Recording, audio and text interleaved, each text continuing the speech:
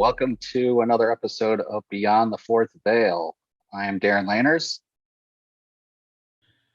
And I'm Robert. and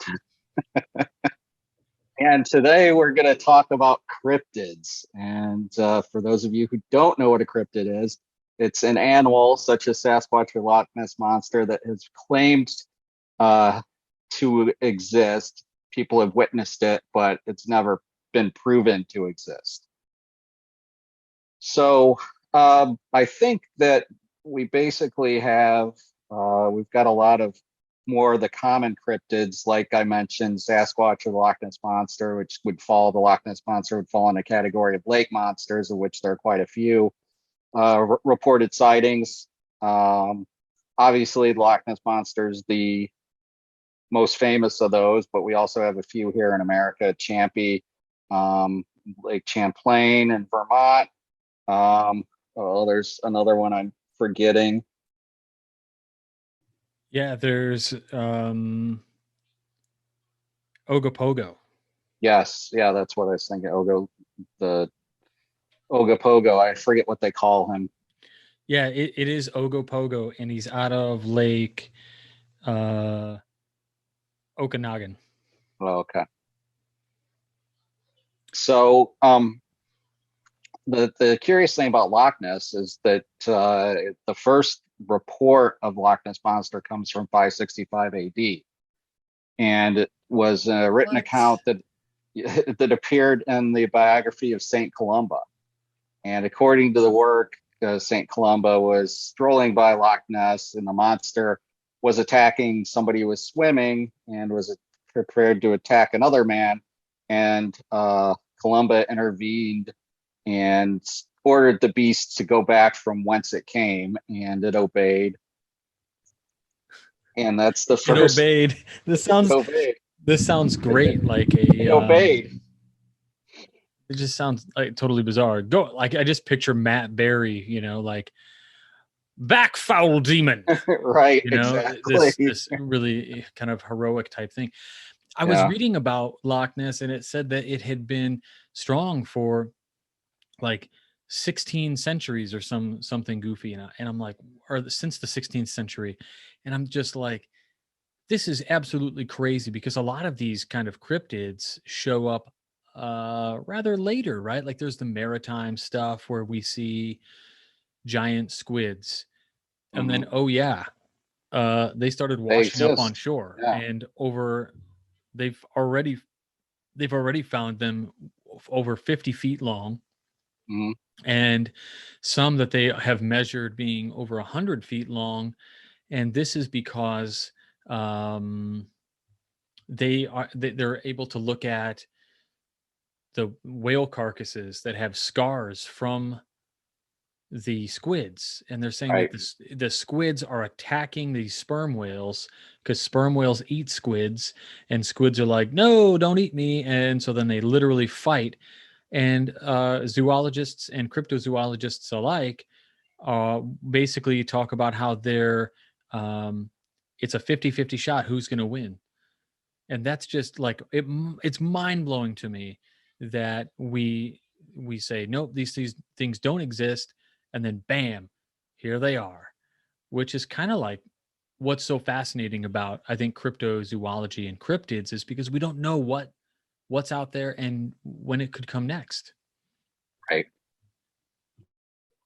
Yeah, and the giant squid, they actually now have just recently gotten video of it. I want to say in the past couple of years, they've got video of it now, other than as you said, the carcasses that are washed ashore. But the Loch Ness Monster is, I think, fascinating from the aspect that, like some of these cryptids, there are sightings or reports of it going back, in a great amount of time.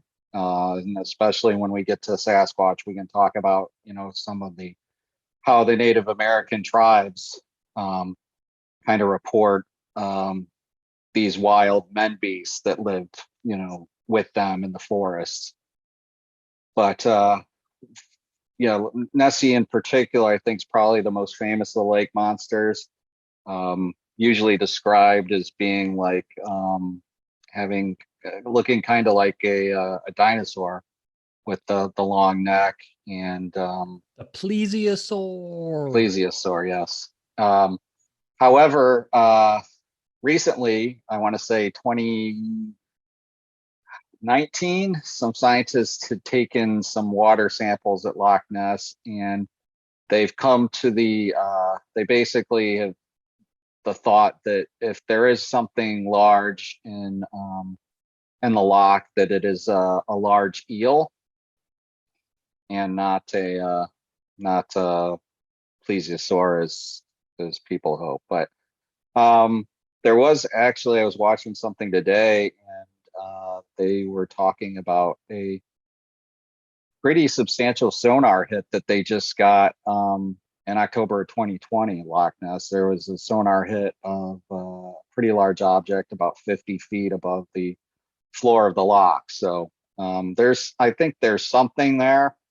I think there have been too many sightings and some visual evidence on that's not been horribly faked. Like they have, on they've got a webcam or whatever pointing to the loch, and there have been sightings that have been captured on it. So I Yeah. think that there's something there. What it is, I obviously don't know. I was just one of the things I had just been watching was an interview where George Noory was interviewing a gent who is a cryptozoologist by trade, and he really I thought did a great job of kind of explaining cryptozoology is what we think is out there, and then it moves into zoology when we discover it.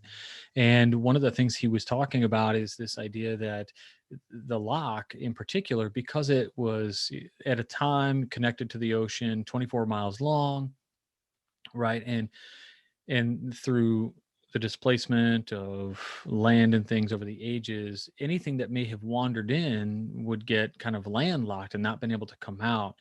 But then the Um, problem with that is, of course, you would probably we would need to have a matched set, right? A male and a female to produce offspring, or perhaps something has gone on this way, right? With plesiosaurs in the 1970s, that was like the main thing. They really felt that it was a plesiosaur.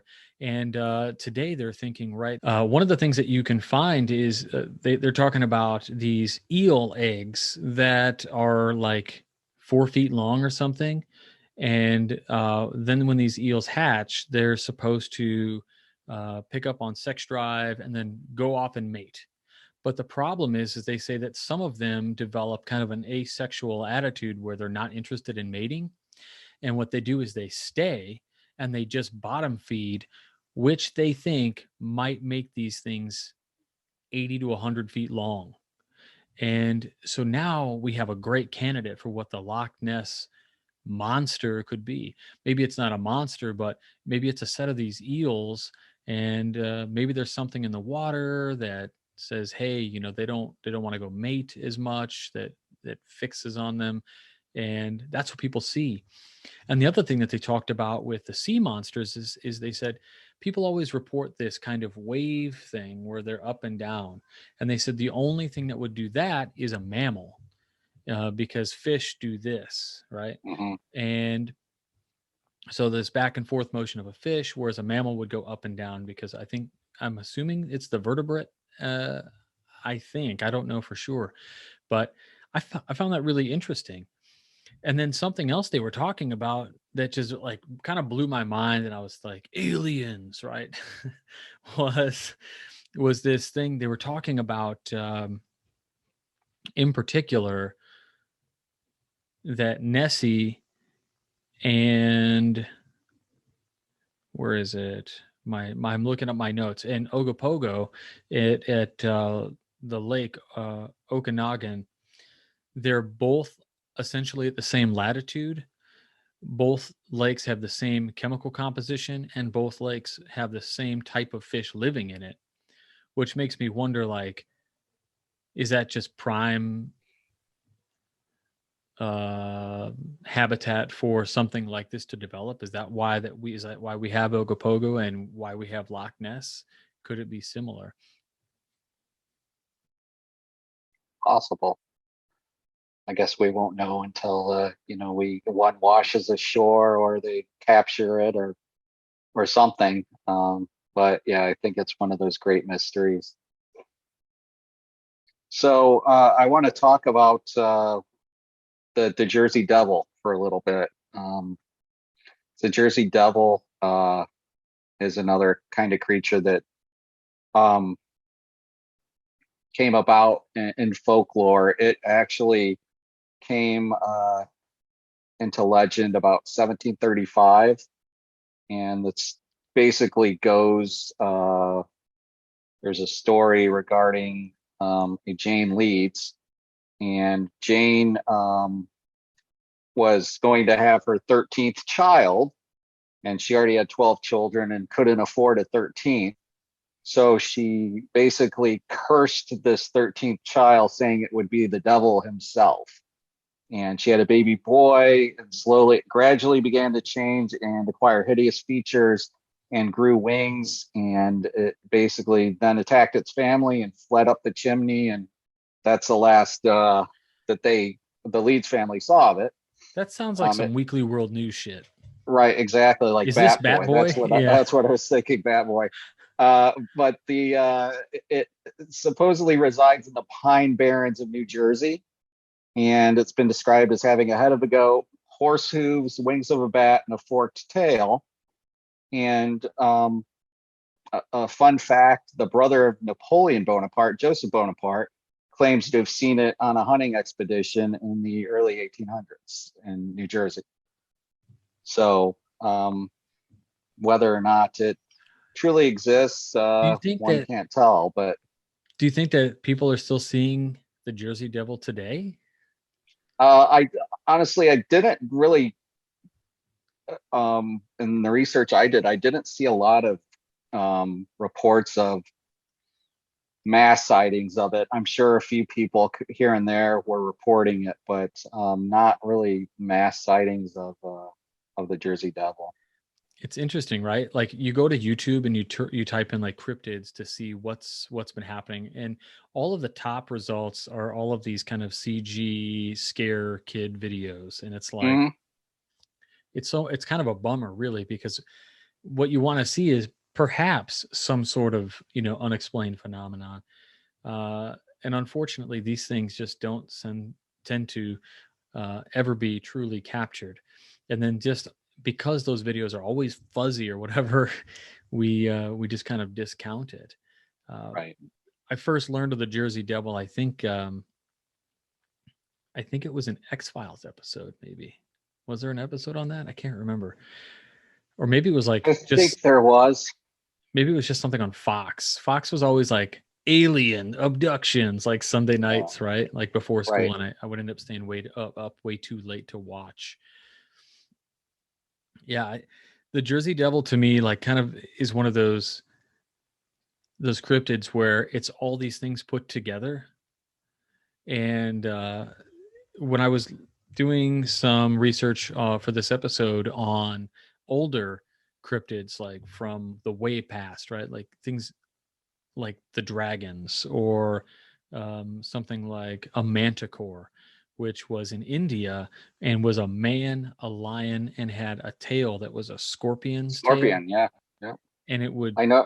Unfortunately, I'm a nerd, so I know all these creatures from Dungeons and Dragons. But continue. and it would shoot fire from its tail and could shoot stingers up to 100 feet. And this thing supposedly had a, a craving for human flesh. But And who doesn't really? But yeah, I mean, yeah, that's our next episode. good barbecue. Uh, the other thing that came up was the idea of the basilisk, which, Right. in classical mythology, I'm thinking about these kinds of things that don't sound very cool or whatever. I'm like, a basilisk, okay. But in reality, you do the research on something like this, and it's a serpent rooster, Mm-hmm. and it's the most deadly of the cryptids. The legends surrounding it say that it's laid by a 7-year-old chicken, Yep. and during that time, Sirius is in the sky, So Sirius has to be over it, and then a toad has to sit on it for 9 years, and this is the gestation period. And when it finally hatches, it's super deadly.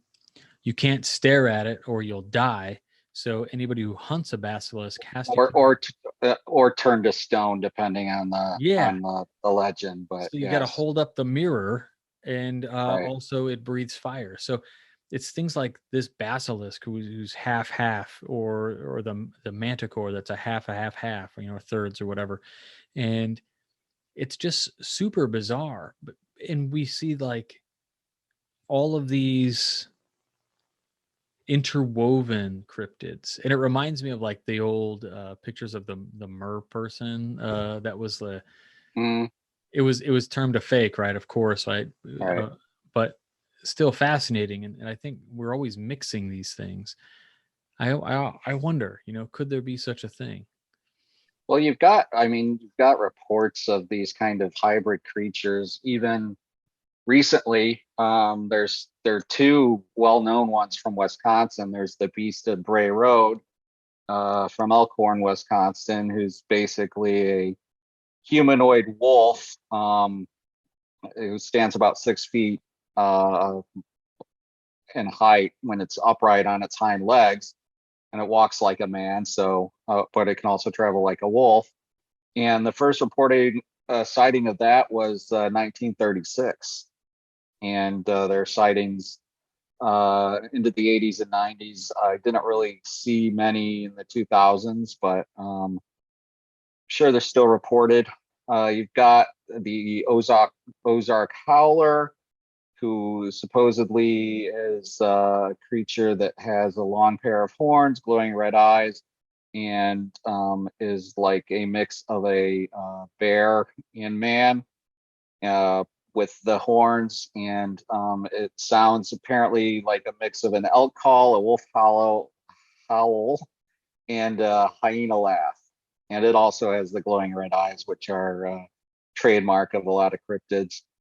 Um, and then you've got the Michigan Dog Man, who was reported as early as 1887. It's kind of the same as the Beast of Bray Road, but instead of the red glowing eyes, it's reported with blue eyes. And then you've got the Hodag in Rhinelander, Wisconsin, who's like kind of a combination of a serpent, like lizard type creature, and a wolf He looks like, creature. so up in Rhinelander, I go up there every year for, we have a family kind of vacation, like a reunion, and it's this big thing. On the way up there, you pass this because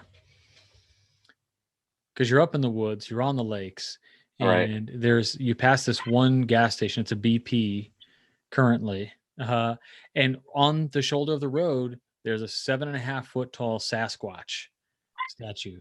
People pull over, and every year we all get out and take a picture with the Sasquatch. But up in Rhinelander, this thing that you're talking about, Hodag, I think, Mhm. it looks like Ludo from Labyrinth. uh, That's a good comparison. It also looks like what's the creature from Neverending Story, but like a lizard version of it instead of like a white version of it. yeah, yeah. And so it's kind of interesting. But it's like a crawling giant lizard thing. Um, Hmm. have we seen anything up there? I will say every time I've been up there, the only things that I think that I've witnessed or heard would be more Sasquatch related. But I don't know. It is fascinating to see where these cryptids pop up all over the United States, all over the world. Everybody has their like little flair, their Hmm. local legend. Yeah, and that's funny you mentioned that. So I want to talk about the creature you have on your hat, the Mothman.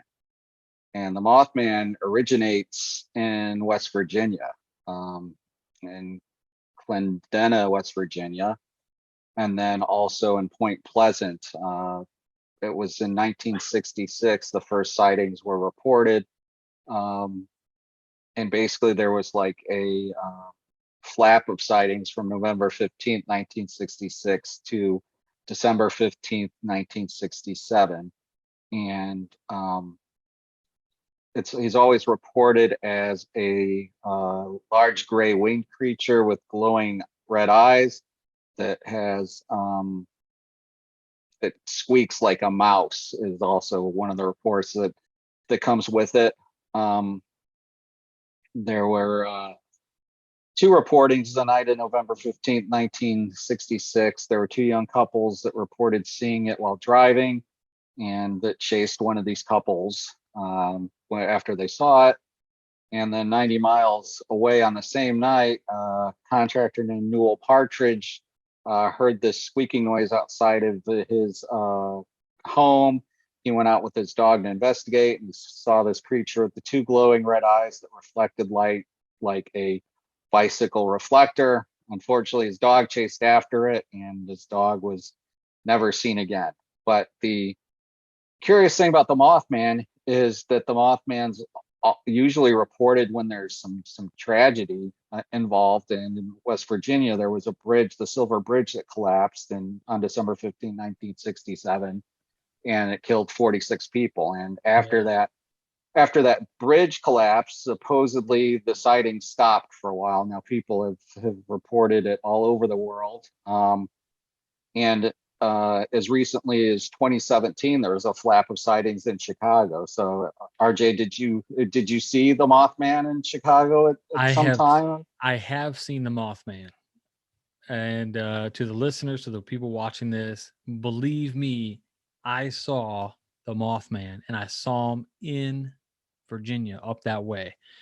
We were driving to the National Masonic Memorial in Washington, D.C., or Alexandria, Virginia, that area. And we were going up there, and it was the middle of the night. We left after I got off of a long shift at work. I know what you're thinking, like, oh, you must have been tired or whatever. Nope, I was not tired. I was wired on espresso beans, and my buddy Brian was driving, and we were just driving along. Super dark, 2-lane road, forest on both sides. And I literally was watching the front windshield, and I saw a thing fly. Well, so yeah, fly straight across the windshield, maybe 30 feet in front of us. And it turned its head. It was, or like, I assume its head was turned, looking at us as it flew across. And I won't say that the eyes were a glowing red, but I will say they reflected red from the high beams. And it was just like a flash. And he was like right across. It was kind of slow mo. I'm fully aware that as I recall things, a memory can change over time, but I wrote this down when we got there. I wrote it down in my journal so I wouldn't forget. And that's the story, man. But it's wild. And nothing bad happened, even though so much stuff is attributed to the Mothman. Like, when something bad always happens around the Mothman, or maybe the people who saw the Mothman, nothing happens to them, but something surrounds it. I read a statistic, from independent investigators that study these things all the time, that over 100 deaths are attributed to Mothman sightings. And I think that's just insane. Um, the thing that is kind of interesting about when I think about all these cryptids, is, well, what could it really be? And there's a cryptozoologist who wrote a book about Mothman. I'll try to put a link in the show notes for anybody watching. But he talks about some interesting things, like when it was first reported, the Mothman didn't really have a head. It was kind of just a concave shape, and then the head was more toward the center chest. And then as the sightings increased over time, we kind of humanize him, and now all of a sudden he has hands, and he has a head, and feet. And previously these were never really reported. So there's probably something to do there. But those original reports, if you look at those drawings, there's this idea of things called thunderbirds, basically giant birds. And in there, I think the best documented case actually comes right here out of Illinois. Yeah, And there's a video actually from a lake not too far from where I'm at, Lake Shelbyville, mhm. that was recorded in the late 60s, early 70s of these large birds that are kind of unexplained what they could be. Now, of course, hard to say in 60s, video camera technology. They could be eagles. I mean, they could be.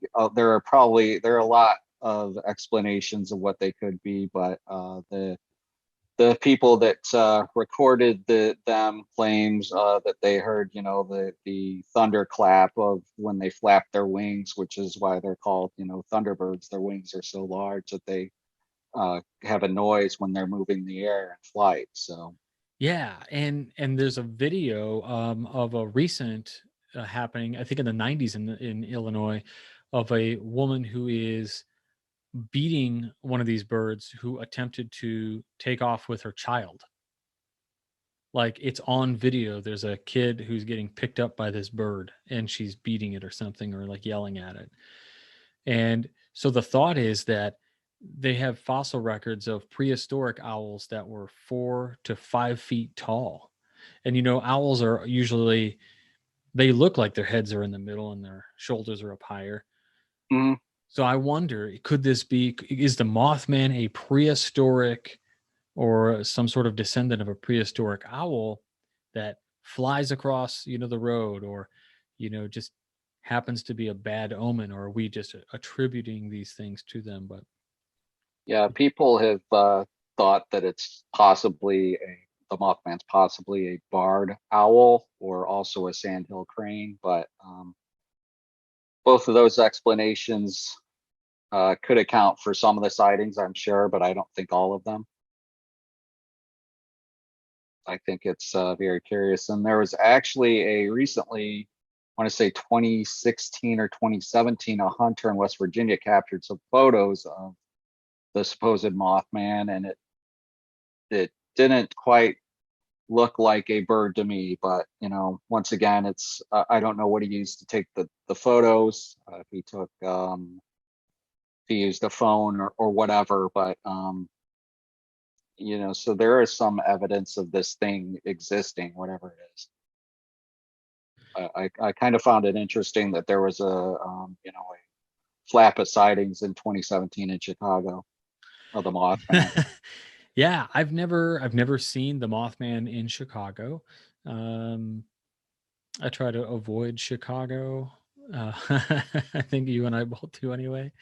Um, but yeah, Well, when I was a kid, I was down there all the time. Kid meaning late teens, early 20s. I loved Chicago. I was there all the time. But yeah, now with the traffic and everything, I like living downstate Illinois where I don't have to deal too much with Chicago traffic. that's my main reason for not going is just the traffic. People who come to visit, they go, let's go to Chicago, and I say, let's go to Milwaukee, and they go, really? I'm like, yeah, let's go to Milwaukee. But yeah, I think Mothman is one of my favorites, just because he kind of rides this element of both cryptid, has a strong possibility of being something scientific, but also has this supernatural air about it, that bad things happen. So yeah. All right, so let's talk about uh, another kind of famous cryptid, chupacabra. Ooh. Chupacabra, from my research, originated out of Puerto Rico and originally was reported as being like a lizard-like creature, standing about 4 feet tall, had the foul odor of sulfur, had three toes on three fingers on it. And basically, the trademark of the chupacabra is that it leaves puncture wounds in livestock and drains them of their blood. And so this first sighting was reported uh, March 1995. probably not the first sighting, but one of the most popular. I think when the sighting that gained popularity and kind of took off as, viral. Um, and then these creature reports spread basically through Latin America and into America. But the ones that have been described in Texas and other places in America are described as being more canine instead of reptilian. They do have the foul odor, but they are supposedly hairless. And there have been some of these creatures supposedly captured. A lot of the times when the DNA is ran, they're found to be some type of canine that has mange, which has made them hairless. But yeah, so we've got the reports of the chupacabra that are they're the lizard type creatures that are kind of prevalent in Puerto Rico and Latin America, South America, and then kind of as you get into North America, they become more canine. My first exposure to chupacabra was definitely X-Files, 1997. Episode is called El Mundo Gira, and that was a sweet episode if anybody ever remembers that one. But I've been fascinated by the idea just in general because of the similarities to, like, so oftentimes up here in the United States, we're familiar with, and around the globe, really, this idea that there's like cattle mutilations or some sort of animal that is totally exsanguinated, or like all the blood pulled out of them and no trace of it. And so up to a point, we look at it and we go, oh, must be the aliens, right? Some abduction or something crazy. But we have a contestant, in the form of a cryptid that does this, and it's the chupacabra. And so then we kind of move into probably the most famous, I would think, cryptid, which is Bigfoot, Sasquatch. It's got various names depending on where you are in North America. The Alabama white thing, Florida skunk man, the Yeti of the Himalayas, the abominable snowman. Um, just just basically always reported as being 8 to 9 feet in height, very large feet, obviously, hence the name Bigfoot. Um, sounds like the cry of a screeching woman or child. And also, there's a strong smell, often reported as being the smell of sulfur associated with them. As I mentioned earlier, the Native American tribes have in their folklore tales of these wild men that they called them, that they lived with in the forests. And this is, part of their folklore, especially in the Pacific Northwest. So you've got evidence with the Bigfoot, which you don't really have with some of these cryptids, in the form of their footprints. And people find these enormous footprints and do plaster casts of them. And you've just got so many examples of these plaster casts throughout the world, but especially here in North America. Are some of these hoaxes? Yes. I mean, there's an admitted hoax where a guy had these big feet, sandals basically made up, and he was going out and putting Bigfoot footprints all over.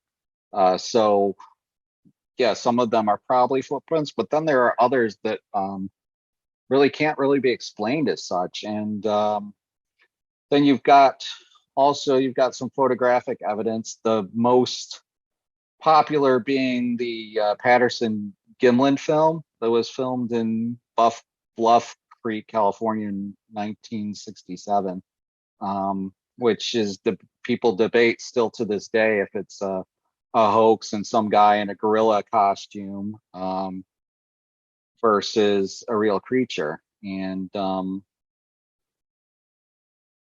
I personally think the footage is probably authentic, just based upon I don't think at that time in 1967 that creature costumes had the sophistication that it's shown in that film. And case in point, if you go back and watch the Planet of the Apes movies from the late 60s, early 70s, the apes are basically very cheesy looking. You can tell they're a dude in the costume. Some of the other things in the Patterson film are just kind of the way that the muscles look to be, um, defined in the suit. Well, Um, Darren, let's.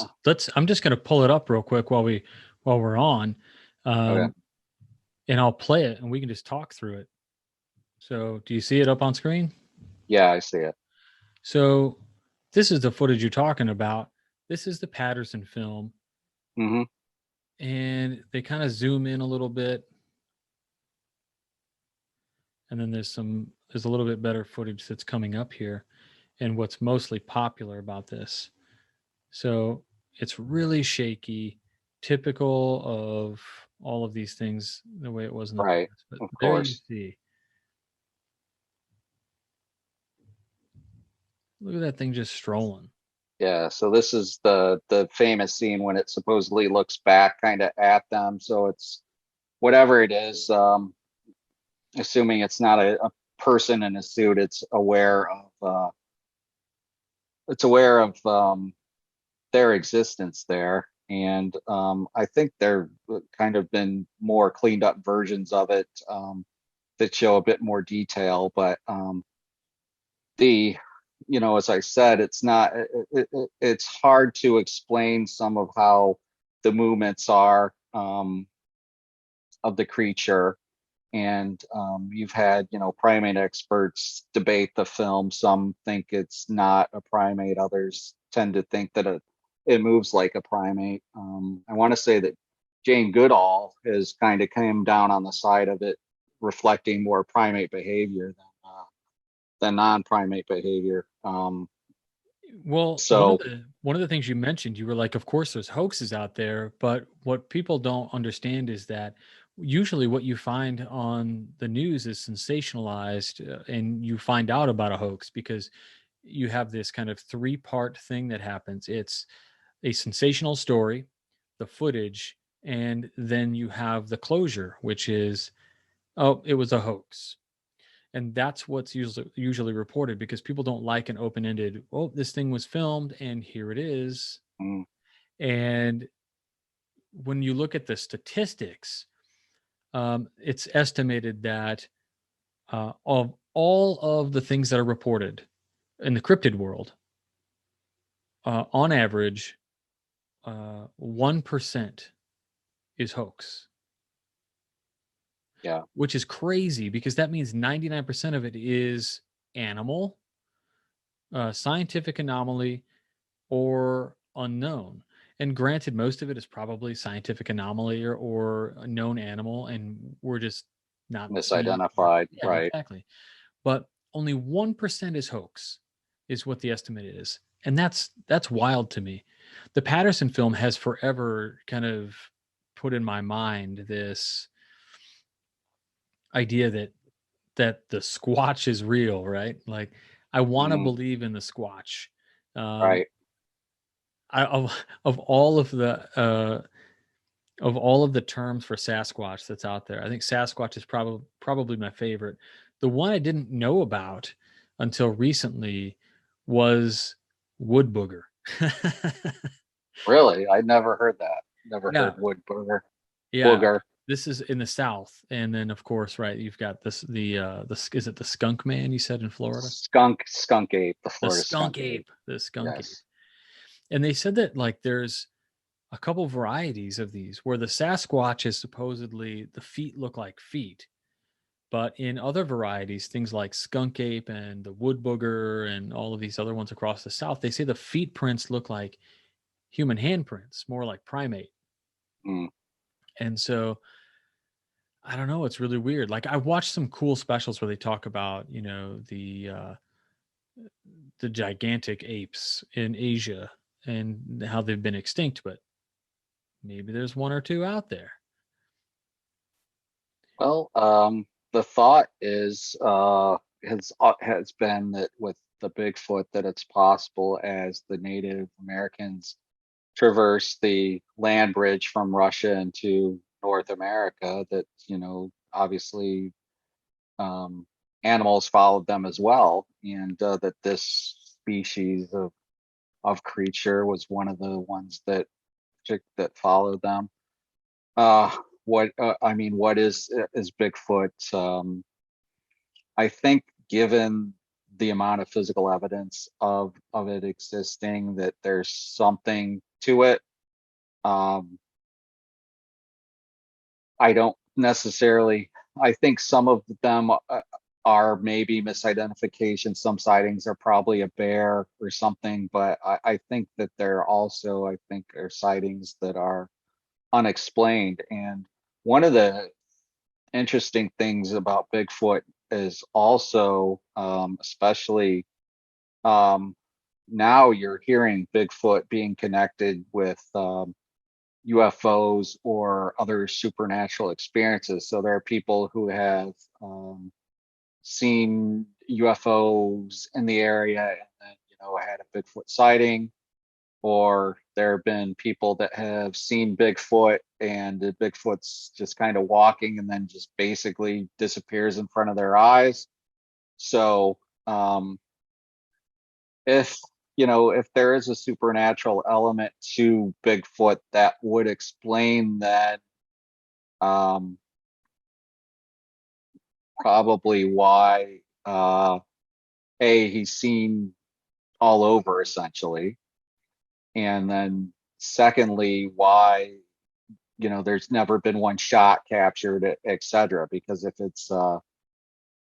it's something supernatural, then that kind of raises the bar a bit for what it potentially could or could Well, not be. there's this great argument that's made in, I think, in what we would call, the extraterrestrial or EBT kind of thing, where they say, just like humans, we walk along the earth and perhaps we find an anthill and we see the anthill and we just keep walking. It's just a thing that we've observed along the way. And then we have to wonder, well, from the point of view of the ant, and we look out, and, if you're an ant, do you then notice that people walk by at all? And then it kind of begs the question that if something is of a higher intelligence or is much bigger than we are we aware of it at all? And maybe what we see, are they just passing glimpses when we happen to notice them? Because our consciousness is limited, right? Like in a biological sense, it might not be evolved enough to witness some of these things. And then the other thing that I was curious about is, in terms of something like a Yeti or a Bigfoot, Sasquatch, whatever, is it even concerned with us?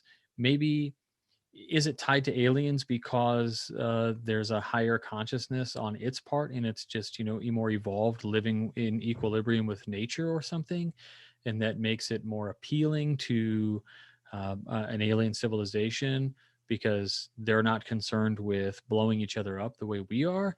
It's like this kind of new age thought, aliens, and all of it kind of blends together in this weird way, in a lot of the things that people are speculating about today. Yeah, I would agree. I think that, kind of to your point, that first of all, we are, as human beings, victims of our own frailties, and I mean to say this in there are spectrums of light that we cannot see. There are frequencies that we cannot hear. But does that necessarily mean then that there are things that, through the process of evolution, possibly exist, but exist in these spectrums of light, or even you know maybe even another dimension that crosses over into ours, and that we see, that could account for these glimpses of these creatures. Also, the idea that we don't quite, I think, have a good understanding of um, essentially how time works, and we think of time as being linear, and I think that some of the studies of physics now have the thought that time might not be as linear as we think. So if you think about maybe this loop of time, if you will, or if time is essentially all happening at once, then is it possible that what we're seeing are a glimpse of the past? Maybe these things that we're seeing are things that either are from another dimension, or are, we're looking either into the past or future and seeing these things that do physically exist, but just um not in the same um moment as we are existing, meaning that I'm seeing something that um, is walking along, thousands of years before me, before man, maybe, who knows? But Would it be like and a rip in space time where you witness right, something, that's what I'm like an talking. Yeah, apparition? something like that. Something like that. Well, how Is strange it? could that be, right? Like, I'm sure we're going to have an episode on ghosts in the near future, in fact. Um, and you hear reports of people who witness something like in an old hotel, time playing out, where somebody witnesses an apparition or something tragic, and maybe it could be that simple. That's really interesting to me because when I think about that, I often wonder, even in terms of like UFOs, I wonder if UFOs are just interdimensional. We only see them because there's some sort of dimensional rip. Mhm. Like I don't know that I buy the fact that they can travel across the cosmos and then crash in Roswell because oops. Like a dimensional rip, and then all of a sudden they're here, and then the same physics doesn't work and they crash.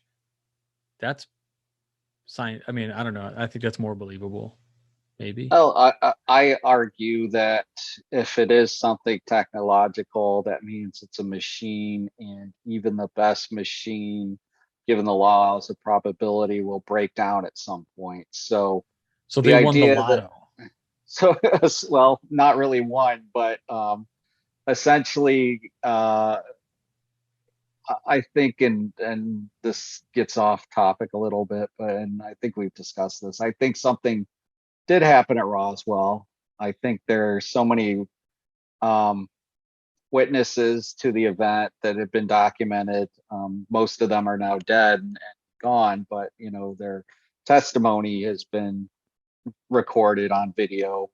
Um, that something went down, and I don't quite believe that the explanation that came out in the 90s that it was Project Mogul and it was this giant balloon that was monitoring the nuclear tests in Russia, especially given the fact that they went ahead and said, "Hey, we've got a UFO, we got a flying saucer," and this is the Army Air Corps at that time. This is the only base in the United States that is nuclear capable at that time. So um, and we've got stories of UFOs being attracted to nuclear weapons. So I don't know. I think it's highly implausible. Oh, look, he's getting out his. This is my framed Roswell paper. So we have a crashed UFO. They said it. Right, They we said it. captured it. Yeah. It's right here, front page. Mm-hmm. of the Roswell Daily Record. Roswell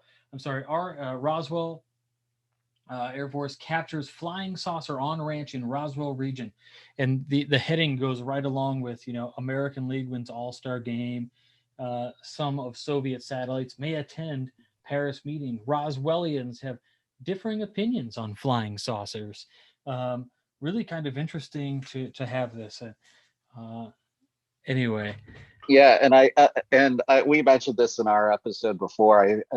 When I was talking about the sighting my dad had at his the grandfather's farm, where they saw the cigar shaped craft, and they reported it to the Air Force, and somebody drove up to Kankakee from Rantoul, which had an Air Force base at the time, and the gentleman had a book in which they had the different shapes of the crafts and what they thought they were, what they thought the occupants looked like, so on and so forth. So if they have an idea of what they are and what the occupants look like, that tells me that there's at least some intelligence of what they were even at that time in the early 50s. So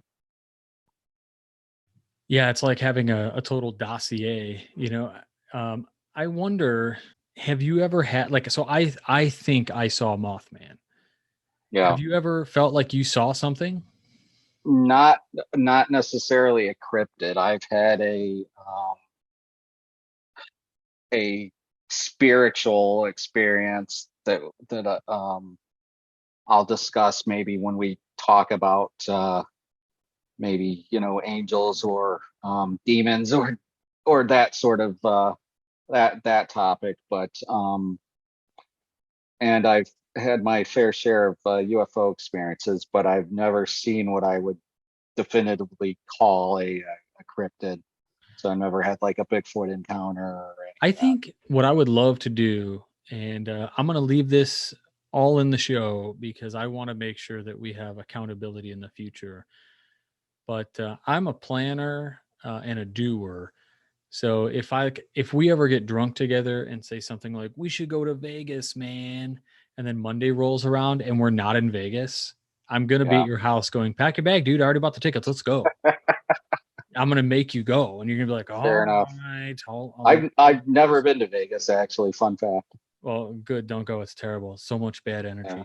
so I've heard. I mean, whatever. But Yeah. uh, we should go to some hotspot and just like spend 2 days there, spend a weekend. We fly in on a Friday, cash in a hotel, wake up on Saturday, drive out to where there have been sightings and trudge around the woods, come out, eat lunch, go back in, and then just document the whole thing, photos and video, and maybe we can have an episode on it.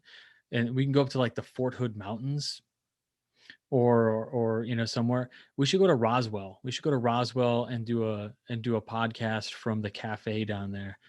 That would be sweet. Have you ever been to Roswell? No, I've not. I've been to Me Roswell, neither. And then we should go to Maine and visit the Cryptid Museum. which is the other side of the country, so it won't be the same trip. I mean, maybe I would just take a week off. We'll just bounce around. Yeah, Plane tickets are like dirt cheap right now, like $80 to go right, anywhere you want. right, Yeah. So that's the future, man. We should do it. I'm gonna hold you. I'm just making the decision for you. I'll talk right. to you. I'll Yeah, talk to you, boss. thanks. Yeah, talk to you. Talk I'm to gonna call Greg. we both know who that is, right? Yeah, I'm just his lowly intern. So we've discussed, I think, a lot of the cryptids. There are a few that are just kind of one-off reports that I don't really get into, but I think we've got most of the major ones, I would think. I think so. I mean, there are of course things like mer people. In fact, I think it was Discovery or History Channel or somebody did like this expose on like the what it would look like if we discovered mer people, which was interesting. Mhm. I'll find a link for that and I'll put it in the show notes also. Right, things like the origin of some of these woodland creatures, you necessarily jump to things like Pan or satyrs, woodland spirits, and things. Um, but I think what may be interesting to point out in this episode is that we give these like just really brief kind of descriptions and some anecdotes about them, is understanding that cryptids is just again what it is before it comes into normal zoology. Right. And like the coelacanth they thought was extinct 55 or 65 million years ago, Right. and then they found it. The And giant squid you mentioned. yeah, so how long before we find these things? um, Educated uh, cryptozoologists who are very scientific in their method and usually aren't on programs like history or anything will give a pretty good educated guess as to what these things are and if they think they'll ever be discovered. There was an episode I watched of a show with George Nuri where he was interviewing this guy who wrote this book on Mothman, and they asked him, "What's the cryptid you think that'll be discovered first? Um, closest to now." But before I say that, I want to ask you, Darin, what do you think? Do you think we'll find, the golden ticket? Do you think we'll find a Bigfoot or a missing link or a Nessie or a giant eel or something?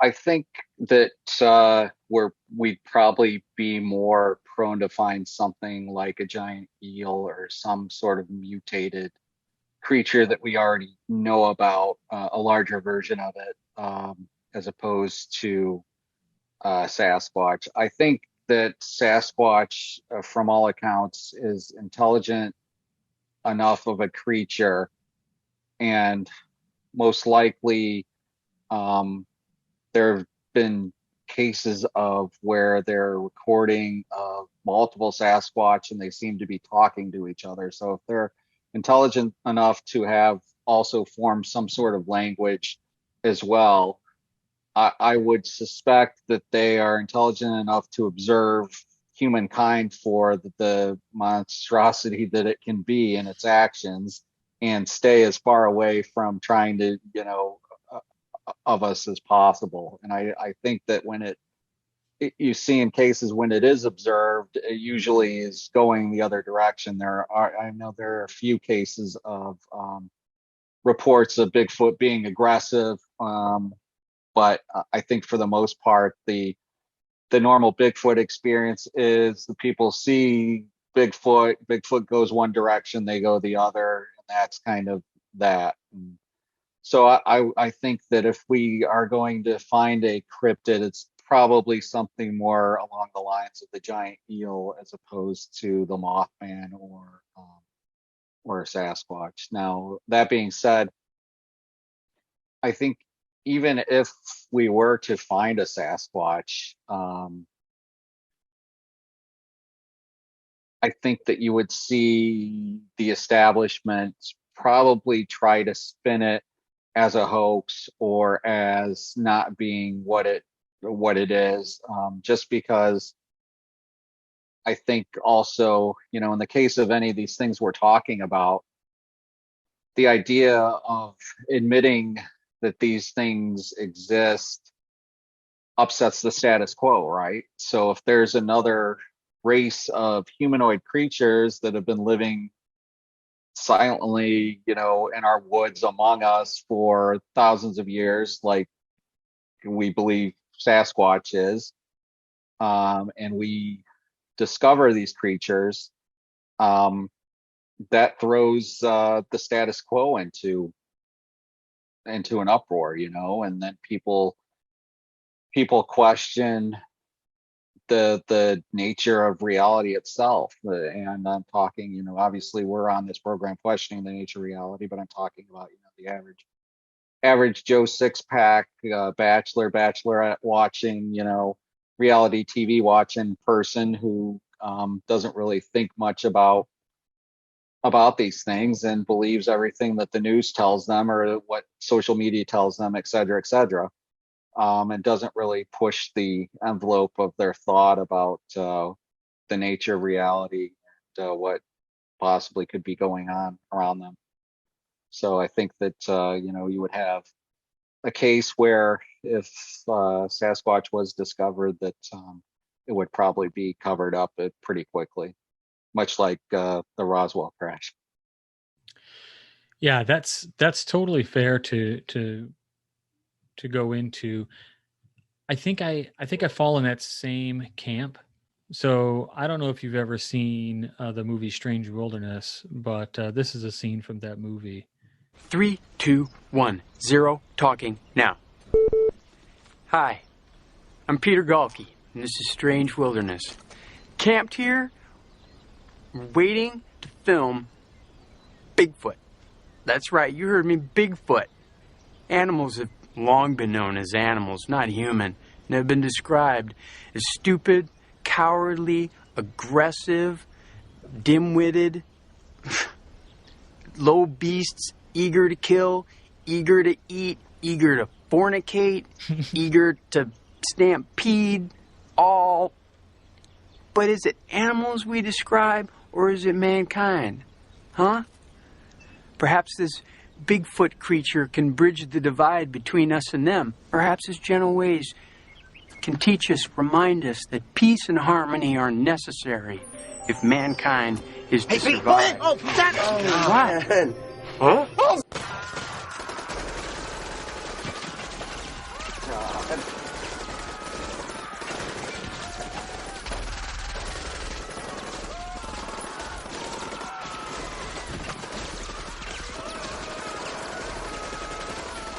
Hey, does anybody remember what that big bastard said before he came at us? So this scene in the movie, I'm probably gonna have to like go dark, or I'll have to figure out a way to change it so we can actually show the clip. And I'll bleep a little bit of that. But what's funny is later in the movie they pan back to it, and he's retaking it, and he's like, "Sadly, we found Bigfoot, but he was so lonely." And they pan over to it, and he was hanging from a rope, like he hung himself. I highly recommend. I mean, they don't pay me for this, but watch that movie. It's pretty funny. Yeah. But so I think if they do find something, I think you're right, Darin. I don't think. I'm not sure that they'll find Bigfoot or Sasquatch. I think they may be close at some point if this humanoid is as intelligent as it seems. It is highly unlikely. We don't live in its world, right? Like if they came into our world and we were in houses and they don't know what a house is, we're nowhere either. In that kind of a respect. So if I think that they're going to find something, I think they were probably on the verge of finding an eel or something along those lines also. However, this cryptozoologist who's a professional says that he thinks they're going to find like these 3-foot tall apes over in Europe, where they've been reported for years and never found. And the thing is that they're 3 foot tall. They look just like hairy people, and they are upright all the time. So they think that that'll be the next thing they find. That's just his bet, and he thinks they'll find them in our lifetime. Yeah, we'll see. I mean, it'd be awesome, but once again, even if they were, it depends on who finds them. And in a world now where you can have CGI that looks pretty darn real, I mean, that's going to be the first skeptics argument that it's fabricated. Even if Cancer Man will find it first, kill it, and then they'll spin it as a CG thing, and we'll never find out. Yeah, something like that. Yeah. Well, I guess that's that. Another episode of Beyond the Fourth Veil. Thank you for watching. If you like what you're seeing, please subscribe to the channel, and Yeah, smash the like and subscribe button, as they say on every other YouTube video. I'm hoping that Robert will actually replace my voice with the corny robotic voice that is on the majority of these YouTube videos now, where I am talking like this. And also some quasi strange music seems to also be a YouTube staple. So I think that if you do those two things, Robert, our channel will have much success in the future. I think just take I'll it, see what I can do. take it under consideration, please. Unfortunately, this Yeah. video isn't comprised of a moving pictures and a robot reading Wikipedia. Sorry. You're right. Yeah. It's too bad. I think, we get probably more subscribers that way. Nobody wants to hear original thought anymore. It's they want robotic voice reading Wikipedia with bad animation in the background. So I'll draw some stick figures to contribute. That's where we'll go. But to those of you that are serious about the subject, thanks for tuning in. I think, as Robert mentioned, I think probably the next one we'll do will be ghosts. It was supposed to be this weekend, but it's been pushed off. But going to be part of a ghost investigation here in the next couple of weeks, so I can talk about that, and also probably get one of the members of the paranormal investigation team on here to talk about their experiences with the supernatural. So I think that should be a good episode. All right. Any closing thoughts, Robert? No, just thanks everybody for watching, and we'll talk to you all next time. All right. See you later.